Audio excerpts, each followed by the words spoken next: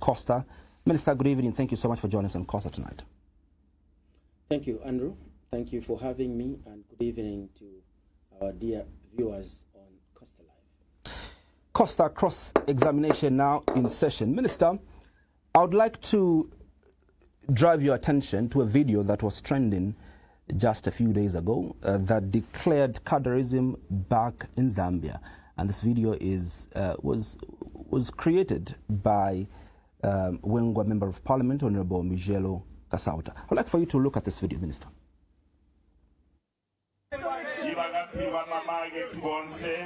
We sympathize with them.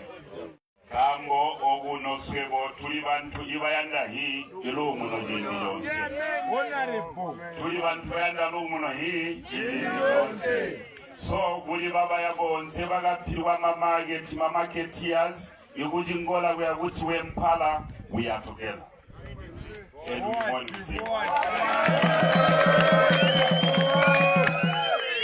Ene guli baba ya impengele ya Ivayo Ntobuyo, minority group who were funded by criminals.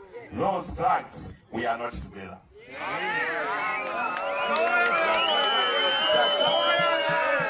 Wamana iguzwa ono dadagumambira nonse ibamba butiswebo alimi butaligira go guno gumonze. Cadarism today has been declared.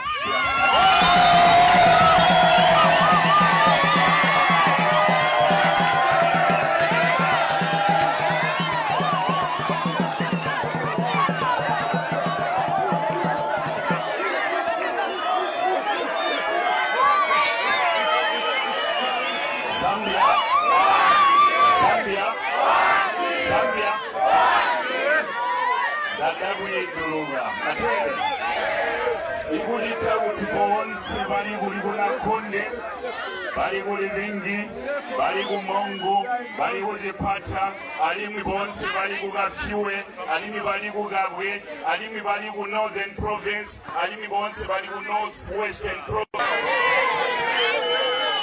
Tuyanda kubandega sono, kambo kufwa iji ndiba present nibagajita declare no cadarism. Uswani bagajita declare no cadarism. Wabona kwamba kuti wa president wabaterera, wabona kwamba kuti wa kubaiterera. Now we want to show them.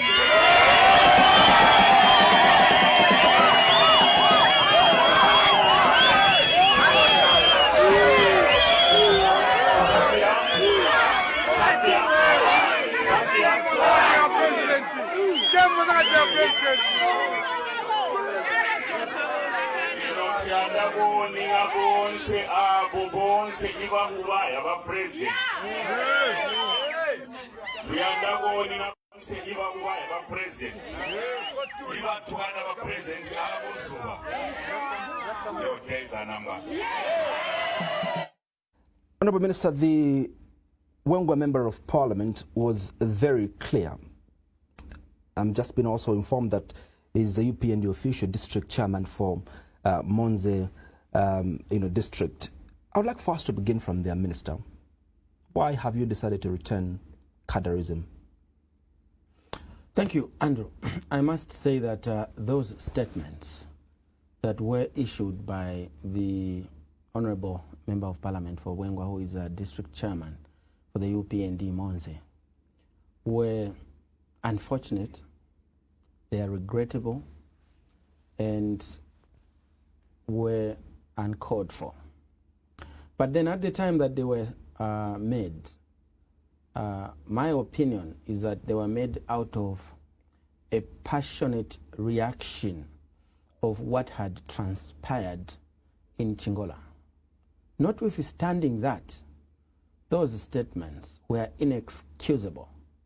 And that is why the party responded quickly that no sooner had those statements been made than the Secretary General of the party, Honorable Batuke Imenda, held a media engagement with you, dear colleagues, the press, to let the nation know that those statements were not representative of the party position. And that was well said. And I'm here also to indicate on the behalf of government that being a member of parliament on the ruling party ticket, those statements were not representative of government position, and in fact were and are at variance, diametrically at variance with the president's proclamation and position, which is the ruling position to date, that there will be no cadreism of the nature of political violence.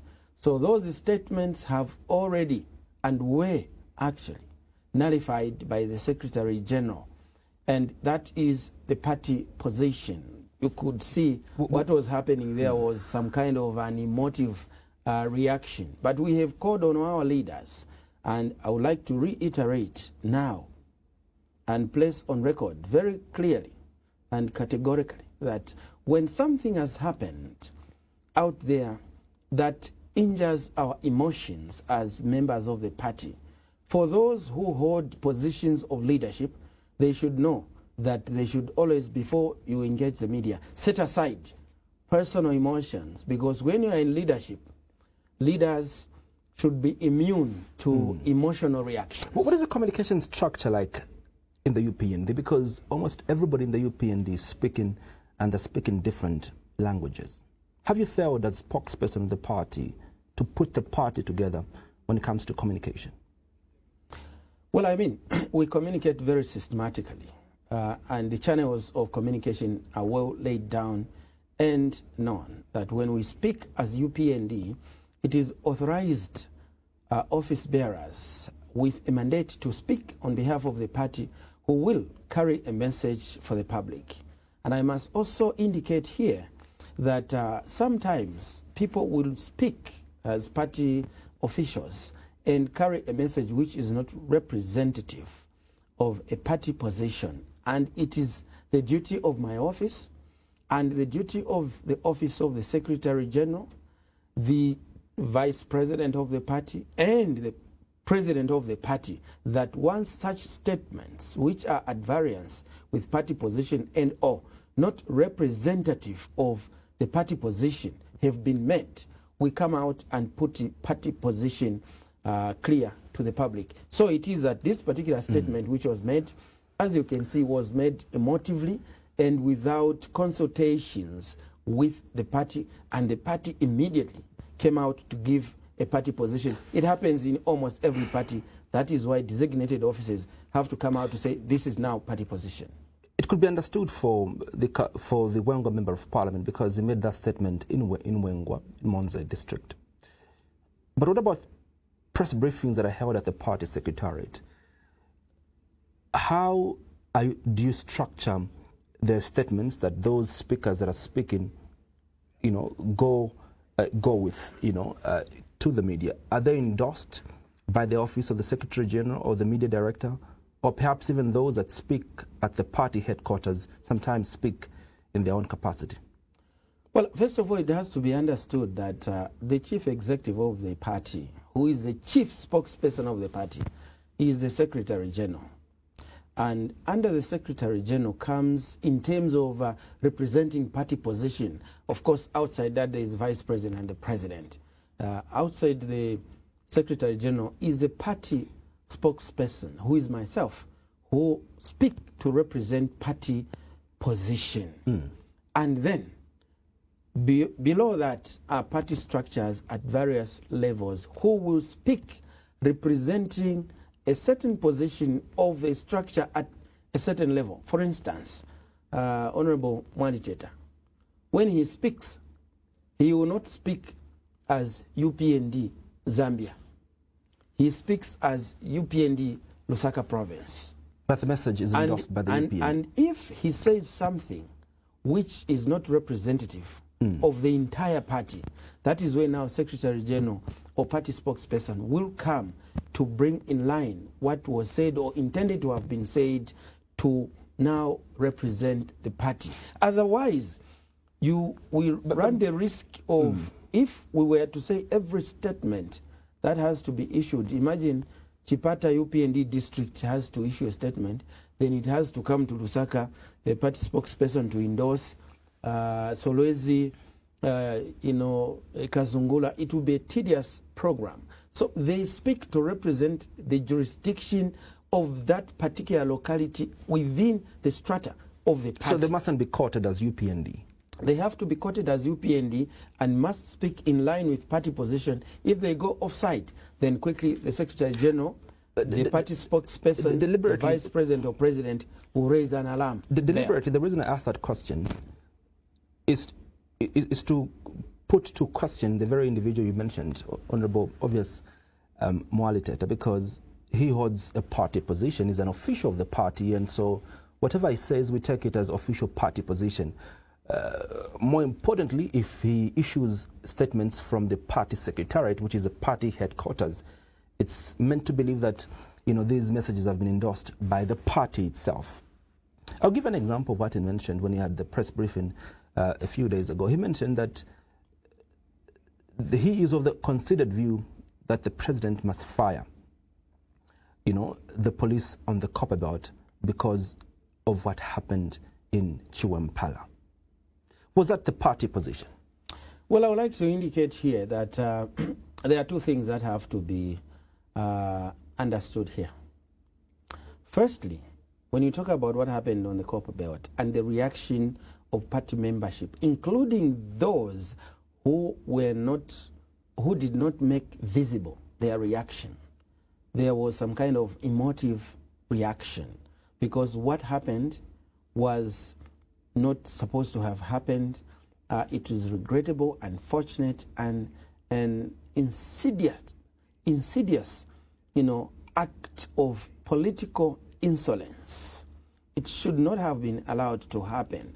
And so for a person who came on the platform of presidency via a landslide victory, and because he is a president with a secure kind of tenure in terms of being a majoritarian voted president, he goes around to interact with citizens freely. And therefore, to take advantage of that freedom that he has granted to the citizens to interact, and you start throwing stones at him, his supporters had to react in a manner they did. Now, there were and could have been certain excesses in the reactions, which as a party we do not absorb ourselves and say, okay, this is right. No. Certain statements that were made could have been made by party structure officials. If they don't represent the president, they don't represent the party, we will say, yes, this was made by our official, but it's not party position. Such as to say, if police have failed to protect the president, we shall protect the president. Shall protect the president. I would like to indicate that there is nothing like that. Once the president has been elected as head of state, there is state machinery and state security to take charge of the security of the president, and at no time shall UPND, supporters or cadres overrun so state that security. Doesn't represent the party position. That, I have to put it in context. In context, in the sense that if it is at a public rally, a public rally, UPND supporters and all cadres, whatever the description, have the right to provide security to their president in terms of being present and ensure that a thing of that nature, which was unplanned and unanticipated, does not take place, but not to take charge of the security of President HH away from state apparatus security in the manner we saw before, where cadres were de facto before you the state security digress, Minister, of the president. You're stating that what Honorable Mweetwa was stating doesn't represent the official party position. What Honorable Mweetwa said in that regard was representing the feelings of party members who felt that we have given this president to you, state apparatus, to you, state security, to you, police. Look now that he is being stoned. And if this continues, we are bound to take action. It was more of sending a message than actually representing a party position that now relevant going forward. UPND will use their security to protect the president and not the state apparatus.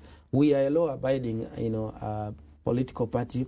The president we are talking about is not just the president of the UPND. This is a Republican president, the head of state, and therefore he is the seat of power of the nation, and his security is the charge of the republic. So every time, according to what you're saying, every time a party official oversteps their jurisdiction in terms of making comments, the office of the SG and your office will be coming to the public to clarify and to dismiss or distance that position if it's not representative of the party. You'll be doing that every time a party official from the Eastern Province, a party official from Monze, and from across the country. That's what you're saying. I mean, this is a job. And doesn't that reflect a bad communication structure from the UPND itself? This is the job for which we are appointed to hold those positions, to represent party position. It's just like in football. In football, that there's a referee who is going to blow the whistle and wave a yellow or red card if you offend the rules of play. Now, are you going to say that referees should get tired of blowing the whistle if there are fouls? Because that's the nature of the game. There will always be those who are going to have foul play. The referee's job is to say, no, you are offside. My job as party spokesperson and the job of the Secretary General is to blow the whistle for those party officials who carry the name tag of UPND when they're offside, who show the yellow card to the public. That the reason I asked that was because I think some few weeks ago, your media director, Maximo, issued a directive that before anybody issues any statement, it must be endorsed by his office.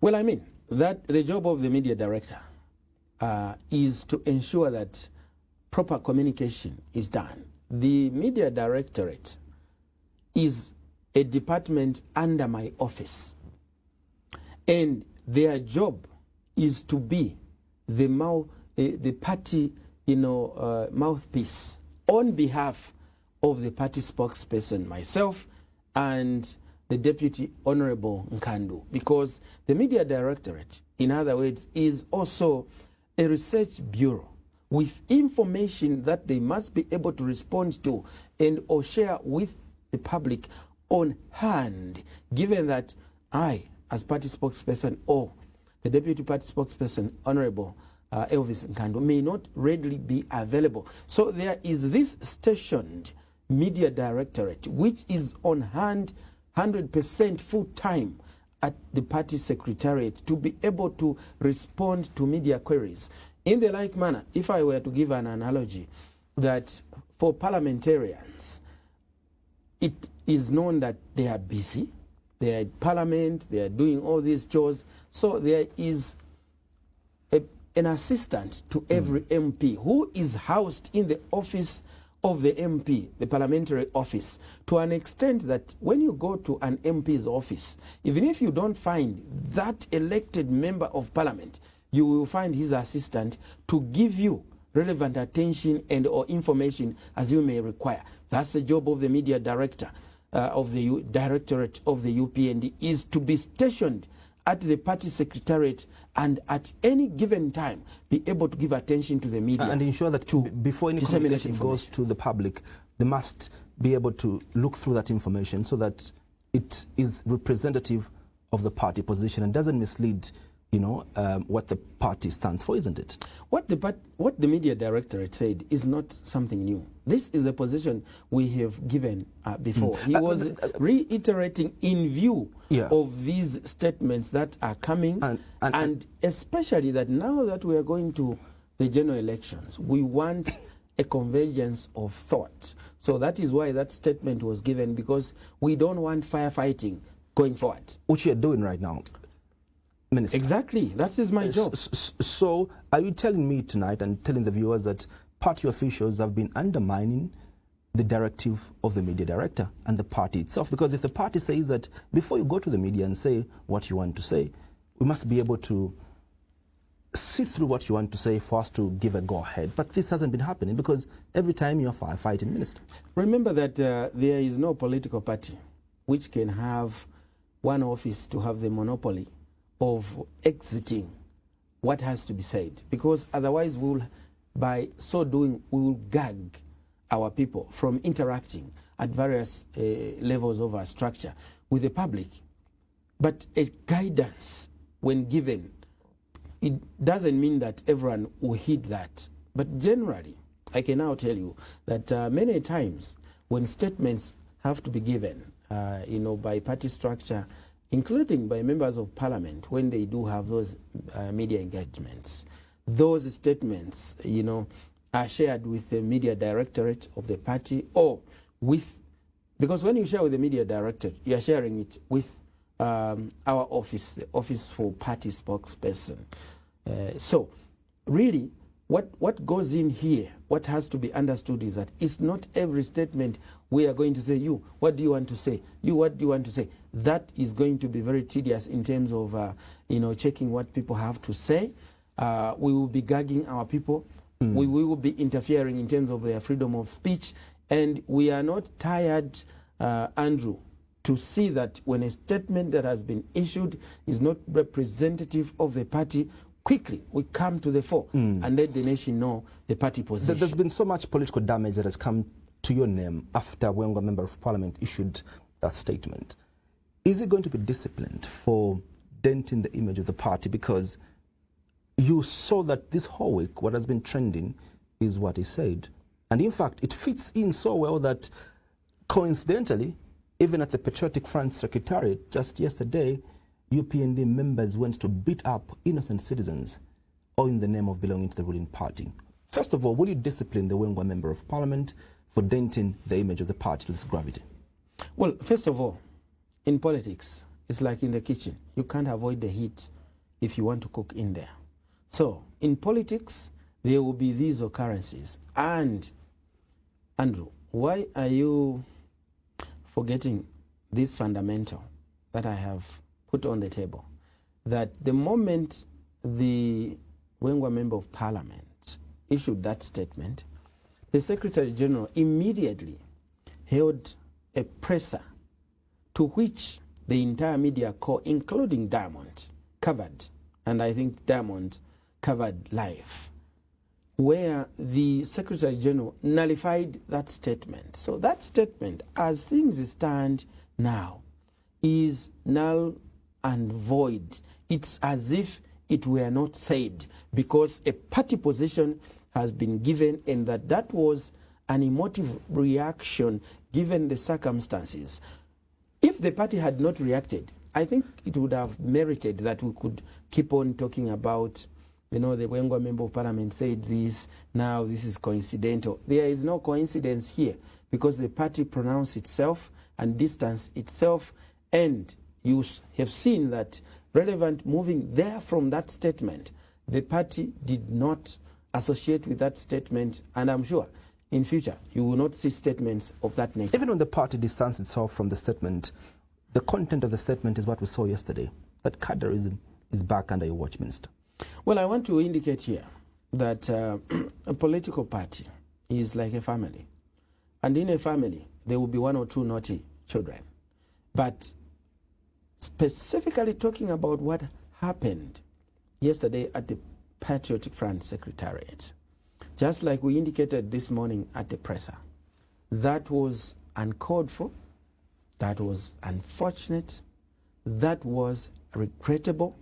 And as a party in government, we condemn in the strongest possible terms such kind of political insolence, such kind of political misconduct, such kind of cadreism of violence, which stands at variance with what President Hakainde Hichilema has pronounced himself to stand for, and that he abhors, he detests violence.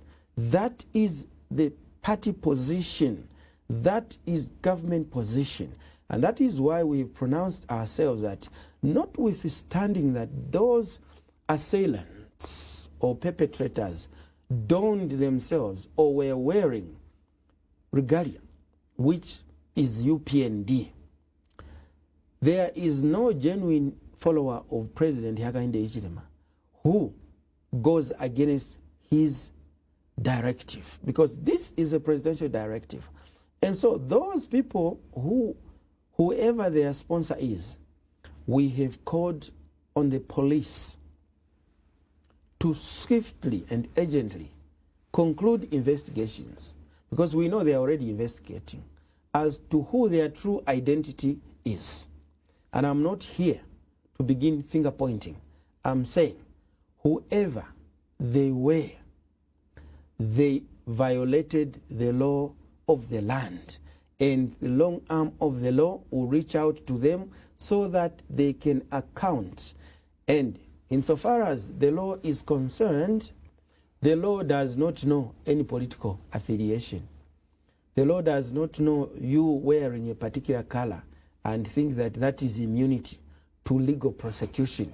No. The president has used this term, that those who are going to violate the law, those who are going to perform terrorism of political violence, you are on your own. We expect the police to quickly bring to book the ringleaders and also the perpetrators, so that they are used as an example. For us who worked to ensure that this party forms government after a long journey of toiling, and having been victims of political violence at the behest or hands of the previous administration's political cadres who were wielding pangas and guns, we are resolute under the guidance of the President Hakainde Hichilema, that there is no room for political violence. We do believe that what we have now, in terms of what President HH has done in the last 4 years, in terms of the restoration of the rule of law, maintenance of public peace and order in markets and bus stops, and also his robust economic transformation agenda. This far, what he has been able to achieve, even in the midst of the challenge of load shedding, which is the elephant in the room presently in Zambia that is affecting normal living. We believe that on the pecking order of those things that President HH has done, he has scored highly on the maintenance of rule of law, and we have enough and what it takes to get to be re-elected next year, if only we can behave, even with load shedding, which I know, and we may talk about it, government is putting intervention measures. This far, the citizens of this country are happy and proud that President HH has restored normalcy and worked towards eradication of political violence. And with that in hand, and what the president has delivered this far, we think we have sufficient ground to negotiate for a second term, which we believe the president will win easily and with a bigger landslide. But if some people are going to be donned in our party regalia, I can tell you, Zambians will not take us, or let me put it inversely. We know that we should not take Zambians for granted. Zambians detest violence. One of the reasons they voted out Patriotic Front was violence. Who do we think we are to bring back the same thing that saw PF out and think we are an exemption? That is why we are very clear, and the message is clear out there. Whoever is involved, they are on their own. Police should also not do their usual censorship. But are you aware that cadreism is back, Minister? I'm now asking you this question, that are you aware that those videos, that video that we saw, and the many videos that we haven't seen tonight, are just but a few that have been documented? There are several instances where clearly your cadres have been threatening the people in the markets, even at Intercity, and I saw this first-hand, Minister. I'd gone to Intercity a month ago. I saw several cadres of the UPND clad in your regalia, moving around like bosses and, threatening the people. And I'm asking this honest question to you, Minister. Are you aware that on the ground, cadreism is back? I'll answer it straight. Cadreism, in the honest and pure sense that the people of Zambia know it to mean violence, has not yet returned. If you have a few people wearing UPND party regalia, moving like bosses the way you have said it, that is an indication of a grouping abusing a party in office, which I'm saying is not representative of a party position. But to say cadreism has returned in the sense, ordinary and literal sense, that Zambians know cadreism to represent political violence, to represent pangas, to represent guns, to represent bloodshed, to represent oozing of blood, I will say no. And I will say, can you produce to me... How are you addressing... Can you produce to me videos of citizens who have been hacked by pangas, by anyone wearing UPND? And I mentioned to you that the videos you've seen are just but very, very small videos that have been very small packages of videos being documented. But Andrew, before I ask you ask me the next question, I also want to ask you one question. You knew that when there was political violence in this country, you didn't need to say there are few documented instances. It was for all to see because of technology. Now social media, whatever happens, there is nothing to hide. People will show, this one has been beaten. Oh, this one is wielding a panga like we were seeing. People shoot videos with pangas threatening to go and hack people.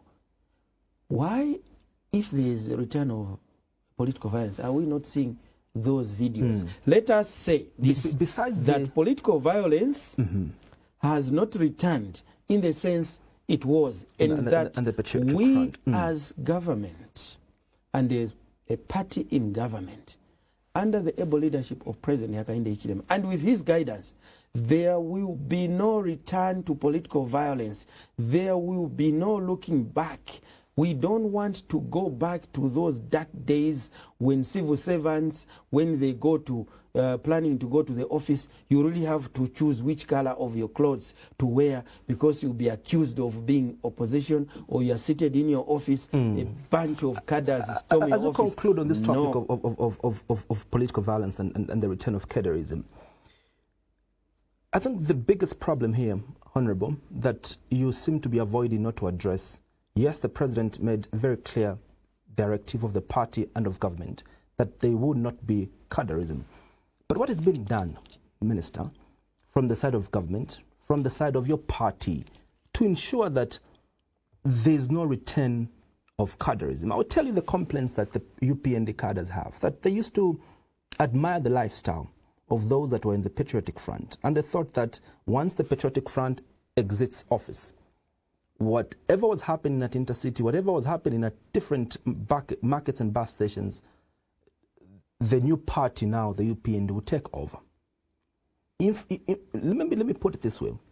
These cadres say that they haven't been empowered by your party and by government. And that's why, they seem to be agitated and want the return of cadres. Well, first of all, we must put things very clear.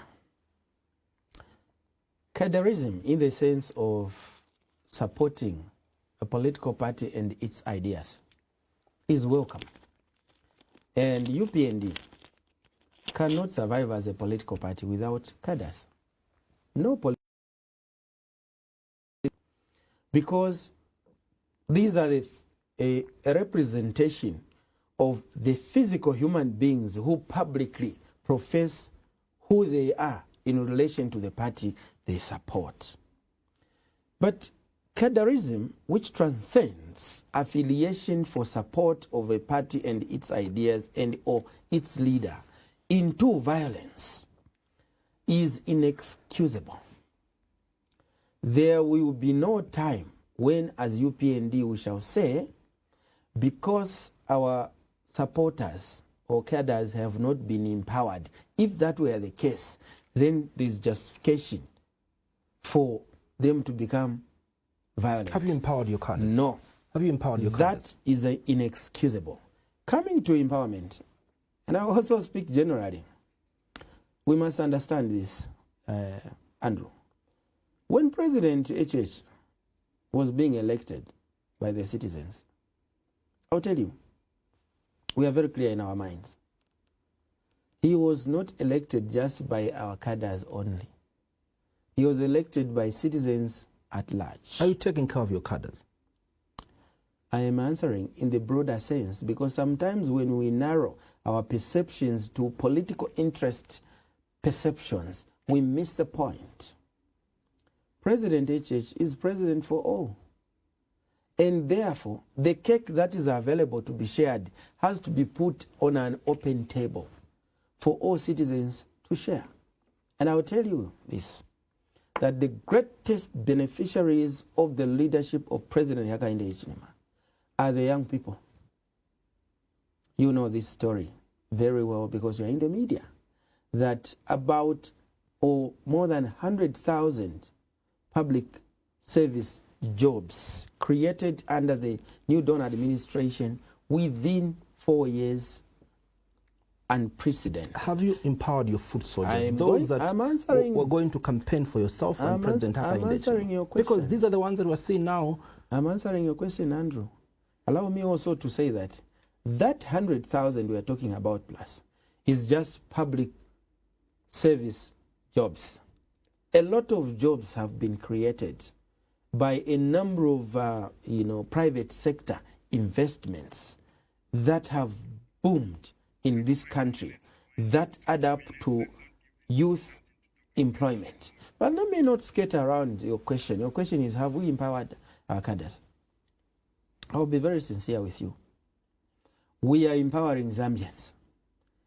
When we went to form government, we didn't have a certain a group that we said this will give preference. And you also mentioned that have we empowered those who campaign for HH in 2026?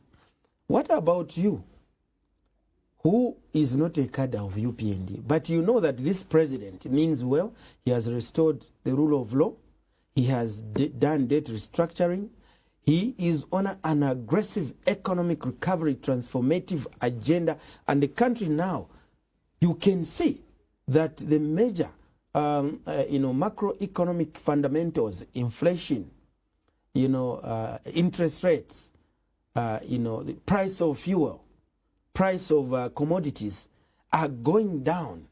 The dollar kwacha and other convertible. The question is very simple, Minister. Going down. Why have you abandoned your party members and party cadres? And I want to tell you, we have not abandoned our party members, except we don't have an agenda to say, because these are our people, we are just going to treat them as a special group to the exclusion of the rest of the citizens. We are first ensuring that the national cake must be shared equally, and our people are part and parcel of the beneficiaries in that national cake.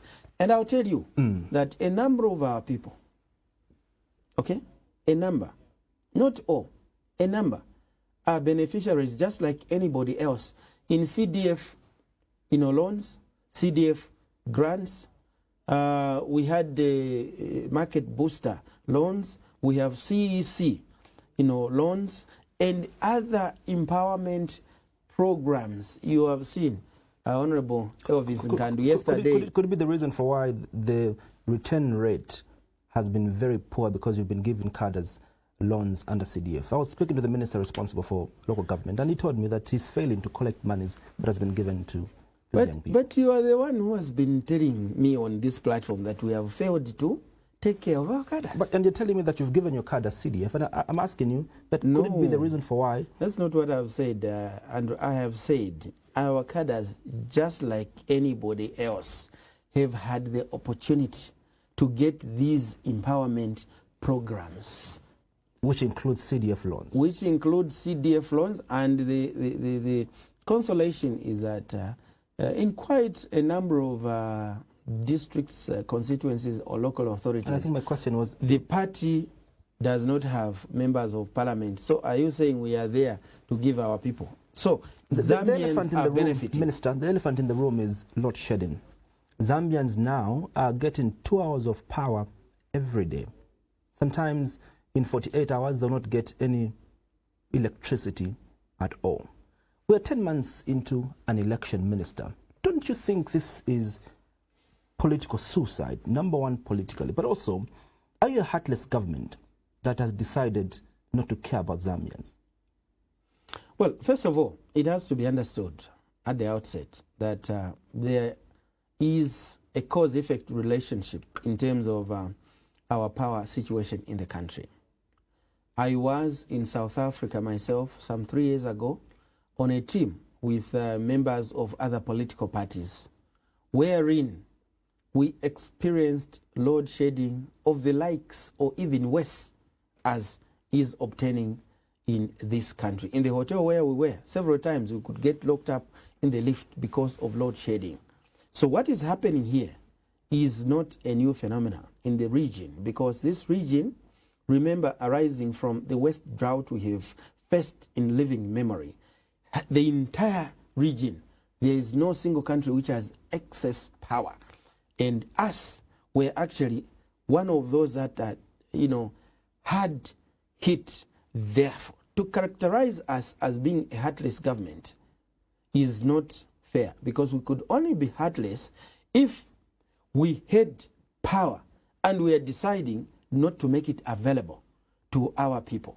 The people know why we've reached to this level. The people don't know. You told the people that under the previous administration that when we had power for 10 hours, President Hakainde Hichilema called that as lack of leadership. Now we're only having power, at least under the Patriotic Front, we had power for 10 hours. I want to... And under your government, Minister, we're having power for 2 hours. Isn't that the heartless? No, even more than heartless. You lack leadership, Minister. I want to tell you this, Andrew, that first of all, for you to find a description of this government, you should look at the variables that are on the table. One, what is the cause of this load shedding or power deficit? We know that the drought of 2023 into 2024 has been the worst in living memory in the entire region.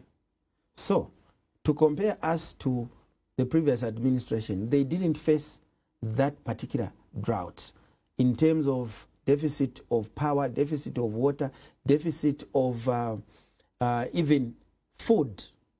So we are actually in two different areas here.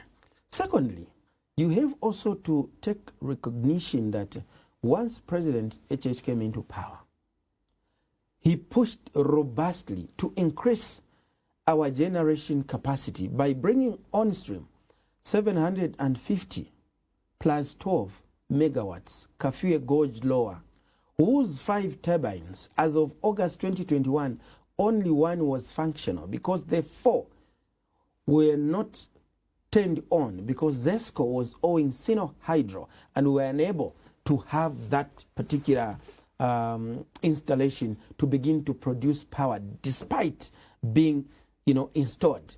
And President HH, within a turnaround time from August 2021 to November 2022, in November 2022, he went to commission the firing of all the 5 turbines, meaning we added a 7. What am I talking about? I'm saying Zambia's installed capacity right now for electricity generation by ZESCO stands at 3,885, with the national average demand standing at 2,430, meaning therefore that if we had sufficient rains, sufficient water in our dam reservoirs, with the installed capacity and the power that we are supposed to generate, we should not have been talking about load shedding. No, we shouldn't. Presently, ZESCO only generates 1,554 out of the 3,885, generating capacity. So meaning we are at less than half that kind of a power generation. We also have independent power producers who are producing about 295 megawatts of power, and bringing the total therefore with the ZESCO 1,554 to 1,849. How much do you think the Zambian people love you, Minister? Love who? Love you as a government. Well, from 2 years ago, when the issue of load shedding started, Minister, you've been explaining from 2 years ago, and the situation has only been getting but worse. I can tell you this. This is not a love affair. And I'm wondering how you walk with your head high, Minister. I can tell you. You are in Monze the past few weeks. I don't know how you are walking with your head high, knowing that your people are load shedded for sometimes more than 2 days. I can tell you what we must be talking about right now. That if there is something that this government had done or not done leading to load shedding, then I would say we are culpable. For now, I have shown you that from the time this government has came in, our electricity generation by ZESCO has increased.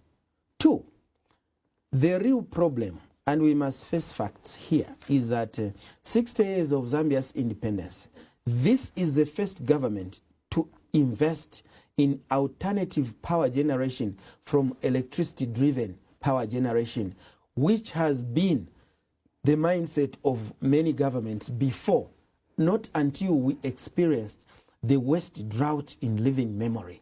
And President HH said, with this catastrophe right in front of us, let us flip the coin into an opportunity. And this government started by first introducing law reforms to ensure that ZESCO does away with the monopoly of power generation, power evacuation, power distribution, and sale of power in this country. And today, if that was not done, would have been in a worse off situation, because the independent power traders are importing into this country 358 megawatts. What is worse than having 2 hours of power? Minister, explain to the Zambians what is worse off than having 2 hours of power, because your people, Minister, are having only 2 hours of power daily. What productivity can one get in 2 hours? Sometimes even this power comes after midnight when people are sleeping, Minister. And I want to put it this way, because this is a matter of which is affecting, all of us, and affecting, our people out there. And I want to say, the government does empathize with our people. A lot of people have been put out of business. A lot of people have been put out of employment because their employer is no longer productive to generate money to pay them. But is there something this government is not doing? Is there an effort this government is not doing? Looks like there's no effort. Let me tell you that there is effort, because this government is promoting alternative power generation. And you have seen a number of solar grids come on board. Just a few weeks ago, the president was commissioning the Chibombo, power, the Chisamba power, solar power, 100 megawatts, and that they are now doing phase 2, another 100 megawatts, and that within a turnaround period of 7 to 8 months, that another 100 megawatts will come on stream. Additionally, Mamba Collieries is producing 300 megawatts. And as of August 2021, Mamba Collieries had a plan to build phase 2, Mamba Collieries thermal power, another 300 megawatts of power. But they were owed not less than 590 million United States dollars by ZESCO, and therefore government. and could not actualize their plans to build phase 2. And I want to tell you that President HH, once we have had this situation, worked aggressively, to ensure that he brought the private sector on board to mobilize resources, and monies were brought together to be able to allow or make possible Mamba collieries who are now on schedule within this 2026 to add another 300 megawatts of power. With the deficit we are talking about of power in this country, when you add that 300 megawatts thermal from Mamba collieries and a number of solar grids which are coming on board, you saw the wonderful group of companies that are standing in the M phase in the Chilanga Kafue area that are coming. I think they are putting about, if my mind serves me right, about 80 to 100 megawatts of power to power their industry.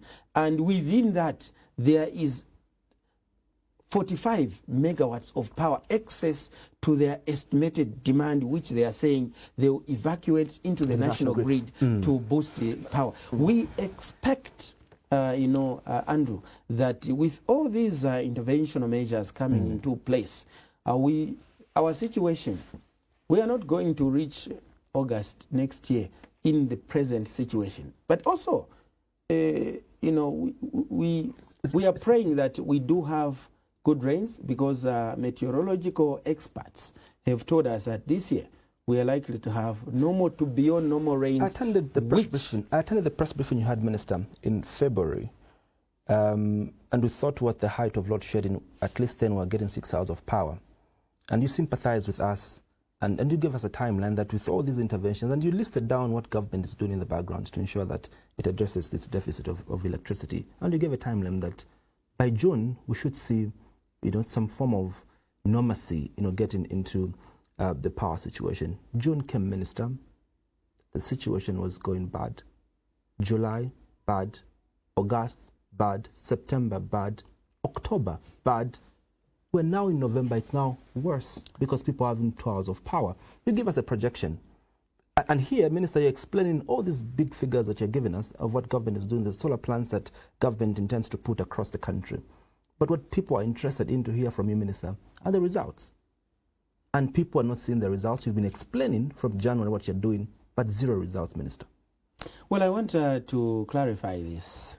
Firstly, when I was talking about the expected load shedding to subside, I was asked a question at a media engagement. And we are right in the midst of a rainy season. And my answer was simple and straightforward. I said, where I am here, I cannot tell when load shedding will come to an end, because we are waiting to be informed by expert researched information. All they have told us this far, that time, was that they had to wait for at least 3 months of the rainy season for the water to reach our, dam reservoirs. And when they have seen the water level reach a certain level, they are now able to give an estimation of when load shedding was going to begin to subside, given the water levels and projected power, production. And I said, but from where I stand, all factors being equal, meaning that we are going to have expected, waters. I said, we do expect the situation to begin to improve by June, all factors being equal. But we do realize that whereas we had a rainy season that posted a bigger or super bumper harvest, we did not have enough water to reach to levels of electricity generation that would mitigate the situation. Because experts, when you ask them, they will tell you that when the waters have reached the lowest ebb, and we are told in this circumstance of the national disaster and emergency situation that our water levels in Kafue, Kariba, Itezhi, reached historical low levels. And you did not need just one rainy season but more than 1, 2, or 3 to stabilize the waters. So you are wrong. You have suggested that if all things are held constant and are equal, that will be the result. You are wrong, Minister, I was in your not projection. wrong. I was not wrong, because we're in the midst of a rainy season, and I was saying we are waiting for expert information and all factors being equal, meaning everything going normally, which was not the case. And the point I was trying to make is that I've heard some bizarre explanation that how come we had a bump harvest, but electricity is in deficit. The moisture content you need to grow maize is not the same water levels you need to produce power. You are wrong to suggest that there's going to be some form of normalcy in the load shedding situation. I was giving an estimation. Your estimation was wrong.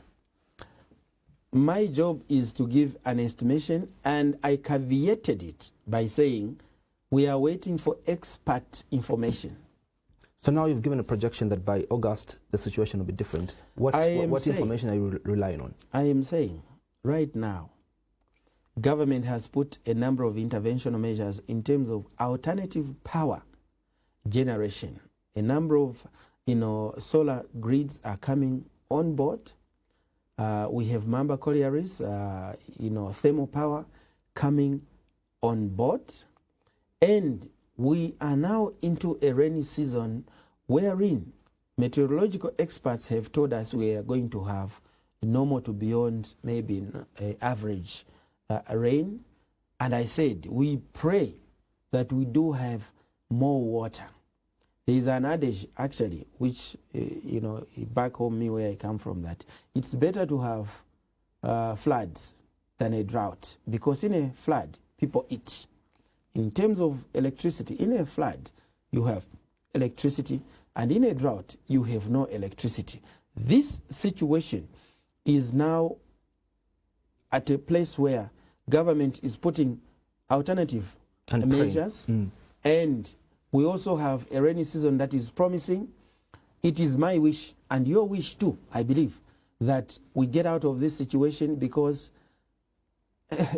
this is not about political gain. Even if another political party had to come in August 2021, which will not happen, they are going to be faced with this same situation, and even worse off, because the pragmatic and robust interventional measures that this president has put in place, and the attractiveness of this country to woo investment, even in this sector, the predictability of the regime may not be the same.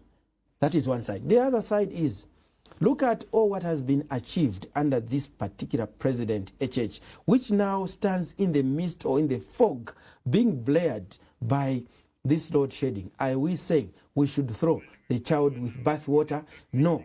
We have this situation where we have electricity deficit in the country, and the people have not forgotten that we are still trying to climb out of the worst debilitating drought in living memory, and therefore this does not, and there is no evidence of failure of leadership given what the government has put in place in law reform and the resultant investments in the sector. You know the principle of consistency.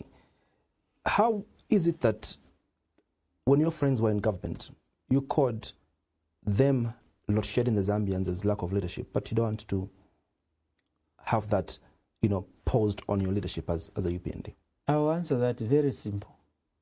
The reason why we were saying that is because we were aware that Zambia, at the time, two things. One, we had invested into power generation installations which the government was failing to pay for, which President HH, once he came in, within a turnaround period of less than 1 year, he paid, ZESCO was on schedule, paying Sino, and we had an additional 750 plus 12 megawatts.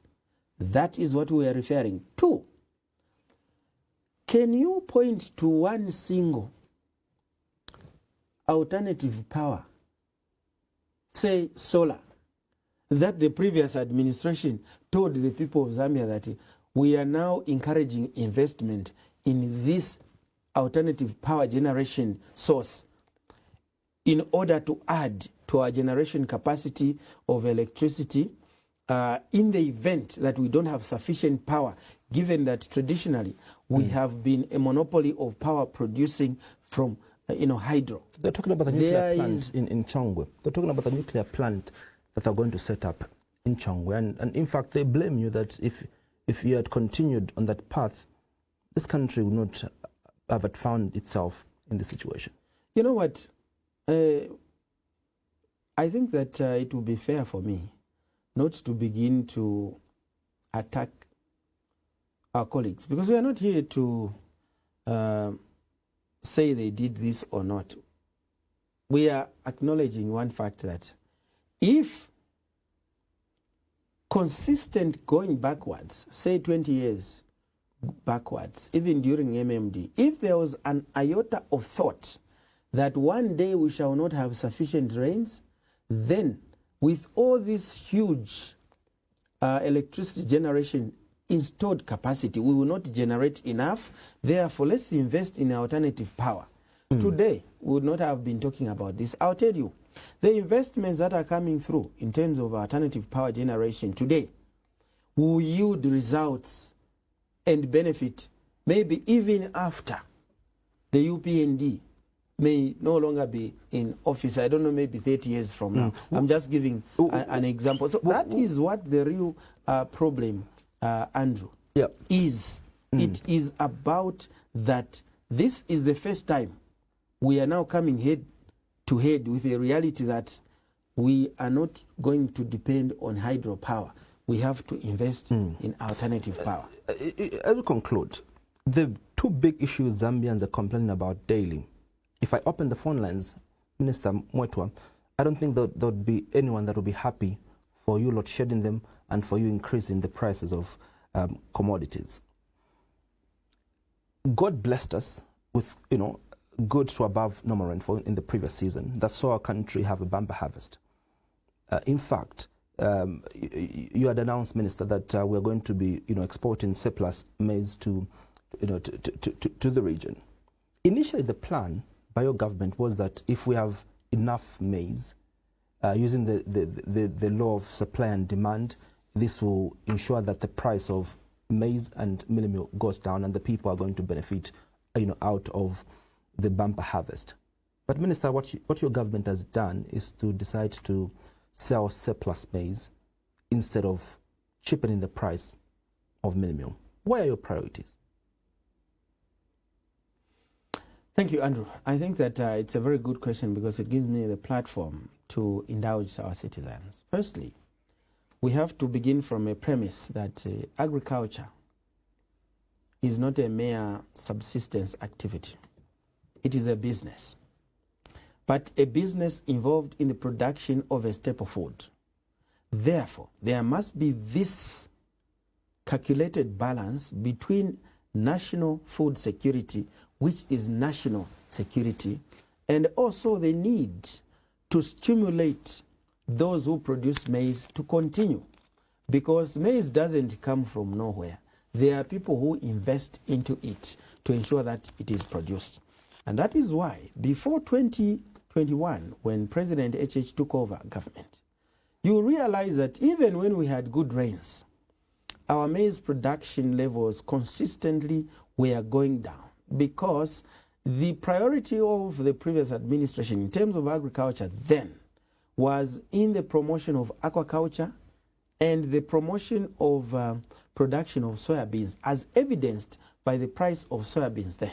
So a farmer who is in farming as a business will produce enough maize for their household food security and then produce soybeans to make money. This government, realizing the needs to produce more maize for national food security and also regional food security, encouraged farmers to return to the production of maize. And how did that happen? The maize price had to be increased from 160 kwacha in 2021 to now 340 kwacha in 2025. And that is why you have seen this boom into the production of maize.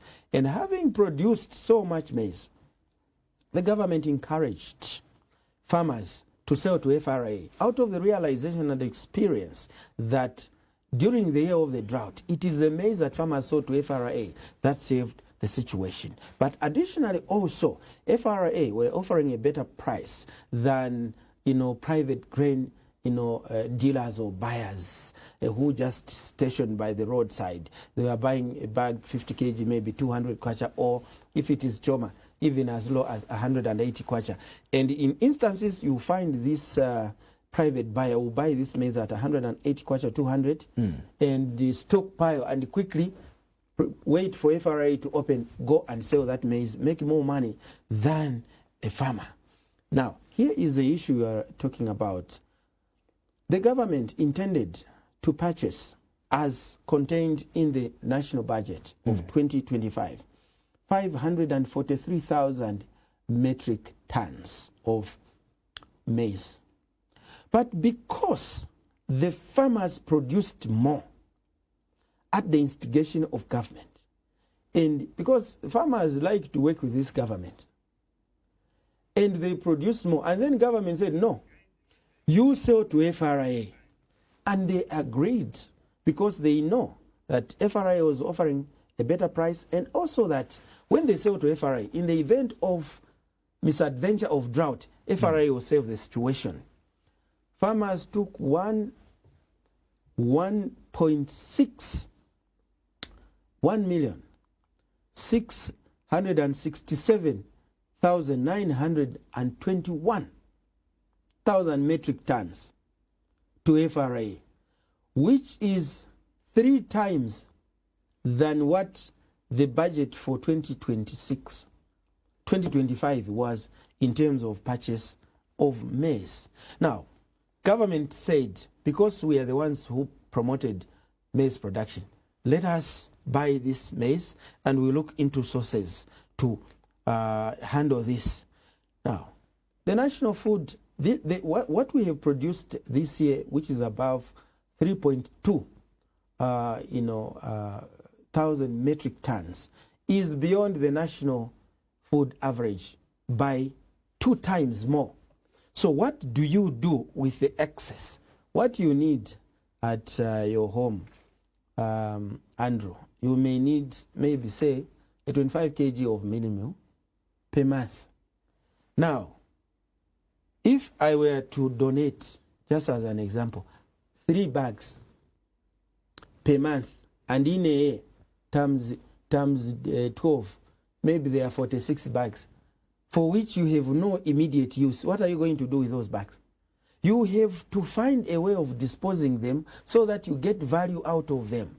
There is no business in government or FRA stockpiling maize way above what is required, especially when experts have told us that we are going to have good rains again, meaning we must prepare for more maize. And I must also say that the president has said this time and again, our storage capacity, not just as a country, but as a region, is limited.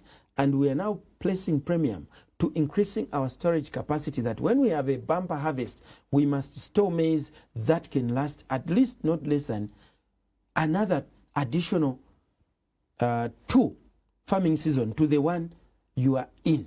So this maize that we are exporting, and 200,000 metric tons to Malawi, the contract is already in place, and it is on board, and we do expect another 200,000. Will this result, Minister, into DRC? Will this result into the price of milk getting down? Because I think that was what my question was. Well, first of all, the price of milk cannot just drop, Andrew, because a lot of maize has been produced. A lot of maize was produced with an attendant production cost. And if you check what government has done this year, the government just increased maize price by 10 kwacha. Because if we had increased like we've done before by 80 kwacha or by 100 kwacha, imagine what the price of mini meal would have been. Do you have a target under which you want to see price of mini meal to go down to before the elections? Well, first of all, we are not targeting elections. We are targeting doing the right things. The reason why I say elections is because that's when your 5-year cycle comes to an end. It's within your time cycle. Government is a going concern. When you do things focusing on an election, this is what costs a country in the long term, because government is a going concern. When you're in business of government, you should know that you are not there forever. But the things you should do should inform the next decisions that should be made by yourselves in your second term or another government relevant going forward. If we are going to say our planning should end at 2026, it will be an absurdity, because then those who get elected into office will be doing things to satisfy the maturity of political appeasement that their vote is ready to retain them. President HH is not that kind of a president. And I'll tell you now that 10 kwacha, farmers didn't complain because they realized that we are just graduating out of this drought, the most debilitating, and therefore 10 kwacha increase was okay. If you have seen the impact, mini meal price has actually not gone up, it has gone down. But mini meal prices will not just drop drastically because of one farming season. It has to be consistent production. And in this consistent production is to saturate the local demand, but also What is your political message? Obviously, it was contained in your manifesto of how you intend to, bring down the bag of meal. And do you have a figure? Yes. What's the figure? You have asked me what was our political strategy. Maybe it's political, but maybe really as a manifesto measure. The measure was, first of all, lower the cost of production. Because when you lower the cost of production, you lower the cost of maize and mini meal relevant going forward as a result of the low cost of production. And to answer to that, this is what this government has done. You have now seen that NCZ has invested 6.8 million United States dollars, giving it capacity production of fertilizer from 70,000 metric tons to 432,000 metric tons. United Capital Fertilizer is now has positioned Zambia as a net exporter of fertilizer. We are exporting to Namibia, we're exporting to Botswana, we're exporting to many countries in the region, having saturated and satisfied the local market demand. When we produce both beso and top dressing and lower the cost of production, this year, the lower footing in terms of price of fertilizer is $750. Last year, it was $870. When fertilizer price continues to go down and also seed price keeps going down, low cost of production will inform a low cost of maize and a low cost of mini meal, translating into a low cost of living.